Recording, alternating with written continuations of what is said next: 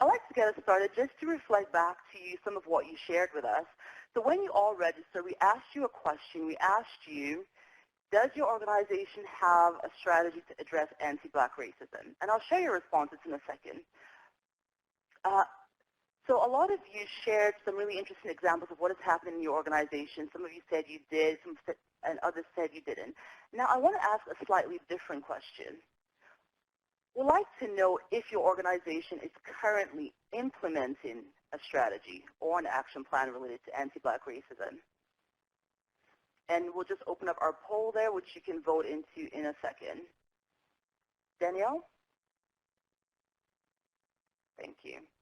All right, so the question is your organization currently implementing an anti-Black racism strategy or action plan? Excellent. All right, so we're seeing a lot of people say they don't know, but about 20% of people are saying, yes, we are currently implementing an action plan. And it's encouraging to see that there are folks on the line who are actively thinking about not just learning, but how you go about implementing some concrete changes in your organization. Thank you, Danielle.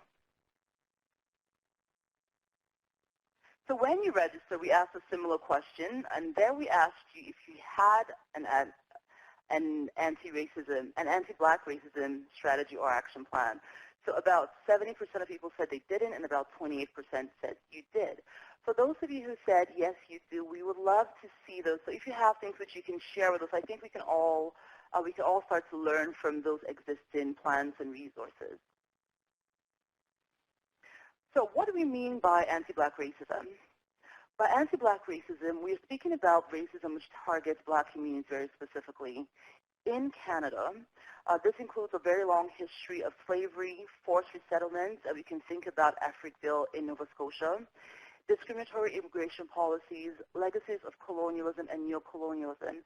And by that I'm referring to the fact that for African peoples across the globe, it is almost impossible to find settlements of African peoples who have not been touched by colonialism or ongoing policies of neocolonialism. So while in our conversations they were focusing on what is happening in the Canadian context, we're very aware of the fact that our histories and our lives are deeply connected across the globe. And across all sectors, what we see is that there is really a lack of equitable access, opportunities, and outcomes for Black people. This holds true for the health sector, it holds true in education, it holds true in law enforcement. I thought I would just take a minute to share some books from people who have been thinking about this for quite a long while. In The Hanging of Angelique, Afua Cooper, who is a historian at the University of Toronto, shares the story of a Black woman in Montreal who was convicted of burning down the city. And in that she really documents and provides a sort of a very vivid picture of how racism really has been part of the Canadian fabric for generations.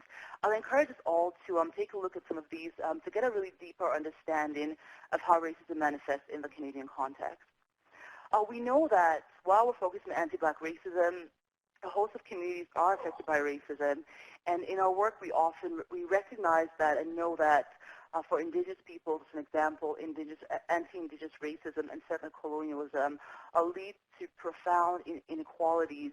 And while we will not be covering in today's conversation specifically, I just want to again flag that we're fully cognizant of this, and we are standing really in solidarity with communities across the country who are trying to move forward different emancipatory projects.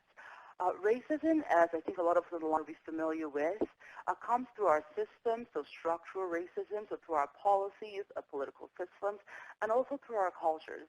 So through the ideas, the values, and the beliefs which serve to maintain racial hierarchy, and that could come through stereotypes, narratives, which a lot of us consume through the media. I always say that we need to have really critical approaches of interpreting and seeing the media, because right now I think we're all bombarded with all sorts of news, and as we all consume that, we need to critically ask some really critical questions, and I think our speakers will help us ask some of those questions today. So without further ado, I'm going to invite our speakers to get us started with the very first question, but before we do, we asked you what you were hoping to learn out of today's conversation, and you shared a number of things with us. So I'm going to put up another poll, and we'll see how this is resonating with folks on the line. So a lot of you mentioned that you were really interested in learning about how to address anti-Black racism in the public health context. There were also a lot of comments about what does advocacy and policy look like, not just in health, but across sectors and across communities. Folks mentioned you want to learn about how to unlearn racism, whiteness, and how to build allyship.